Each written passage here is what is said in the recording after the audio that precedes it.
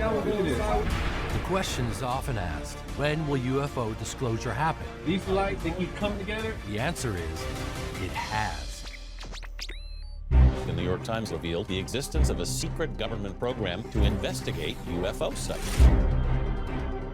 It's a very complicated story. I have put a briefing together for every president since Bill Clinton. Interplanetary war.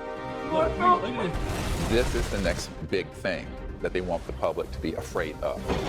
This is a national security imperative. We must have American dominance in space. But it's all a lie. The national security state, they want to establish a planetary government by spinning that this is a threat. One set of facts, two narratives. The threat isn't extraterrestrial. The threat is covert human.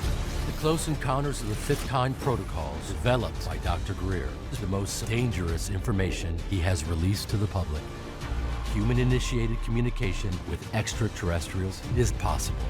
All of us are going to know the truth. This is our moment. We have the ability to change life for the better. Consciousness isn't limited by space and time. What I'm doing with CE5 is the foundation for the relationship between humans and these extraterrestrials. The implications are absolutely profound. It shows consciousness does affect reality.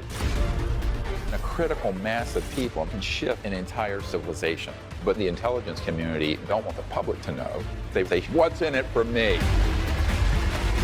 It's easy, a new world, if you can take it. Oh my God. The success of Unacknowledged, which has been seen by hundreds of millions of people now, caused a reaction within the intelligence community of the United States. Average people see UFOs, on the news, right? All of a sudden it's real. UFOs, we've been tracking them in the sky. It took a long time for the mainstream media to finally admit that, yeah, they are in fact real. Why did we wait that long? Why did we wait for the mainstream media to tell us before we finally believed, hey, this is actually happening? And the challenge is, if there's potentially multiple narratives, how do you decide which one to go with? Back in the 1990s, I was read into or briefed on a project that involved an interagency group that had the ability to disclose the ET presence in a way that would frighten everyone on Earth and convince the public that there was an alien threat, which is completely false. It's all a lie. So in the 1990s, I wrote a paper called When Disclosure Serves Secrecy. And what that means is there are two kinds of disclosures that might happen. A truthful one that is also a hopeful one, which is what I gave up my medical career to try to do. And then there's the one that is spun by the spin meisters, which runs like this. It's true, the UFOs are real. They're here as a threat. They're violating our airspace. They're a national security and a threat to our sovereignty. This is the next big thing that they want the public to be afraid of. It's not a national security threat. It's not a threat to our species. It's not a threat to our planet. It's a threat to our view as ourselves as the be-all and end-all, that the entire universe was created as a stage on which to play out the human drama of one single species. If you're traveling beyond the speed of light, I call it the crossing point of light. It's like this beyond the sound barrier. Well, there's something beyond the light barrier. And you're going from, say, the Andromeda galaxy. That's 2.5 million light years away. So at the speed of light, it would take 2.5 million years for them to get here. The speed of light's too slow. You cannot go from point A to B through the cosmos through a linear system of transportation. Moreover, you cannot communicate through those distances with something at the speed of light, which is what your cell phone and all these radio frequency electromagnetic communication devices we use now on Earth are using. Any civilization that is here, that is interstellar, by definition, is transdimensional. They're passing through other dimensions and dropping out of linearity and going from A to B, boom, almost like a teleportation where it's that resonant effect from point A to B.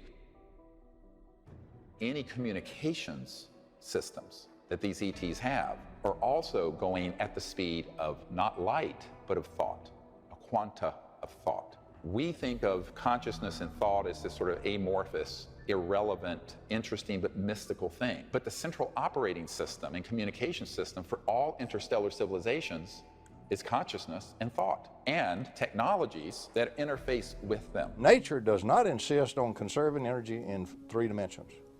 We do because we have a 3-dimensional mind. We like to think in terms of space because observation itself destroys time and what we look at is spatial. So we like to think the world is made of space, not space-time. However, nature loves to work in 4 dimensions. Her fundamental law is conservation of energy must apply in 4 dimensions. Now, you're not going to beat that one, so never think about that. But there is no law of nature that requires you to come in and say, also it must apply simultaneously in 3 dimensions. If we build some gadget that makes it apply in 3 dimensions, we apply an extra constraint on what nature will give us. Turning that around, we go around building things that insist on having this 3-dimensional exchange of energy. We got to put it in 3 dimensions for whatever we get out and lose some in the middle. So we got a terrible situation all the way. It's called entropic engineering. We always got entropy beating us to death. Never go over unity, forget it, lose a lot. We talk about, efficiencies at 30% and so forth for our power systems when we talk about burning the coal and all that stuff. But nature doesn't require you to do that. All you have to do is break a little bit of this 3 symmetry set of chains where you have tied her feet to the floor. Once you break the flow in 3 dimensions, you no longer have to conserve energy in 3 dimensions. The basic conservation of energy is an inflow from 4 dimensions, outflow in 3 dimensions. From the 4th dimension, converted and flowed out into 3. And that one is free. Giant negentropy is free. It's just like you punched a hole in the ground and you got a big gusher of oil. You don't have to furnish the pressure and you don't have to furnish the oil. Here it comes. And it comes out in real oil that you can use. For example, Nikola Tesla had one. Basically, his big magnifying transformer that he had on Long Island was such an over-unity system. And so eventually what it does is everything going on is feeding energy into the earth starts to feed energy into that wave that he created. So he gets a lot more energy in his resonant wave fed from outside, from the environment in the interior of the earth. And that's the way he built up a humongous wave of energy. His idea was you could then put in a tap on it anywhere else on the world and extract it free. And of course, J.P. Morgan's take on that was, that's foolish, you can't put a meter on it. So that actually doomed much of Tesla's career at that point when Morgan found out that Tesla was going to produce the energy freely. Small cost here at a central location, everybody else could tap it for free. Tesla also put a system in a car and ran a car on it, and the reason we're pretty sure is his nephew who rode in the car with him is still alive and can describe the incident and how the engine had no gas, no input of power, and would still run once Tesla got it started. And we know it's perfectly possible. Tesla apparently knew how to use this giant negentropy process that's universal everywhere. Energy is free for the taking from the vacuum, anywhere you want it. Only alternative you have now, of course, since at this moment, as we speak, the government has not moved. The scientific community has not moved. So that is a fact as of this moment I'm speaking. I hope that changes. I'm trying to change it. But right now, that is a fact. And right now it's a fact they're not going to move unless something happens to move them, and neither is the scientific community. But failing that, the only thing left is the private industry. And that's a mixed bag. First of all, the moment you try to do it in the private industry, then is when you are absolutely vulnerable to all the games. For example, lawsuit alone can hang you to where you will never come out of it for the next 15 years. The lawsuit doesn't have to be justified or anything at all. You can sue anybody for anything if you got enough money to file the suit and want to swear. Simple as that. So the other thing you have is you can trigger anybody from anywhere for all kinds of radicals to come out of there and say, oh, you used a coil of wire, or you used something over here, you used some semiconductor, you stole my invention. And so the next thing you can be in court for 20 years on that. All of this comes at you. This is part of the delay. This is the groups wanting to stay in power while we all go down the tubes. They operate primarily in the private sector. So you're automatically in that arena where the real lions are after you all the time. You're over there trying to find a legitimate deal. Okay, let's talk about venture capital, sometimes called vulture capital. But if you find a good one, it's not vulture, it's venture.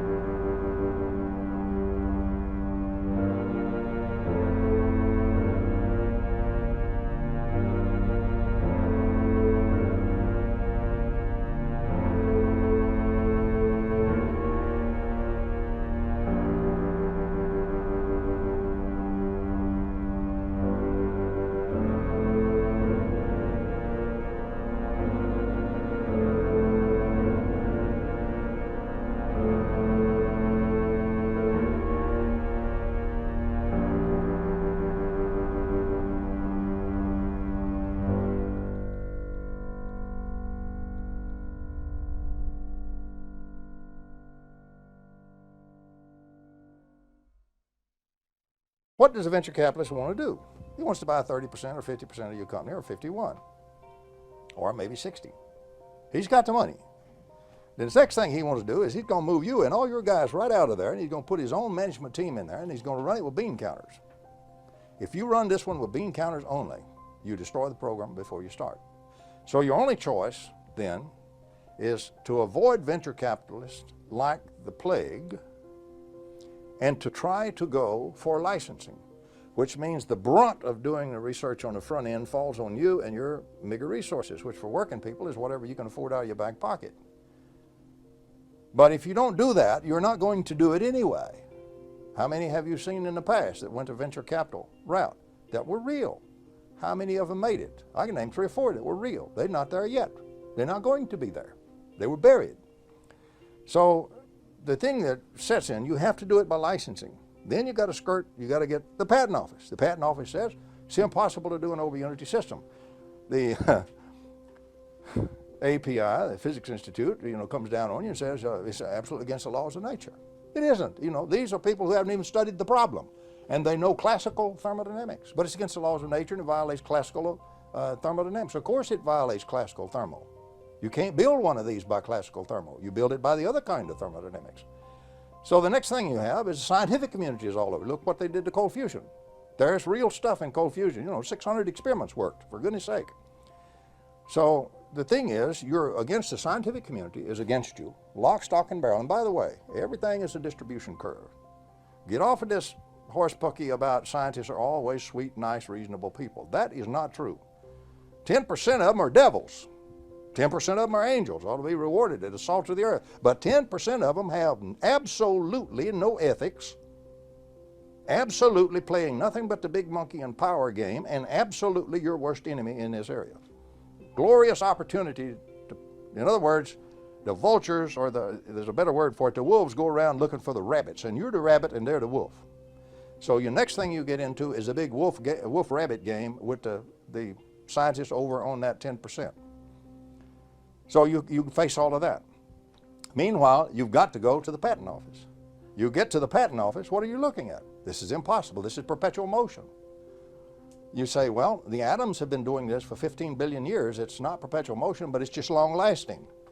But they call it perpetual motion, and of course there is an unwritten law that anything that's perpetual motion shall not be even proved or looked at. You can't even get a serious consideration in the patent office. I speak as one who has submitted patents in this area. I know what I'm talking about. I've defended a couple of them.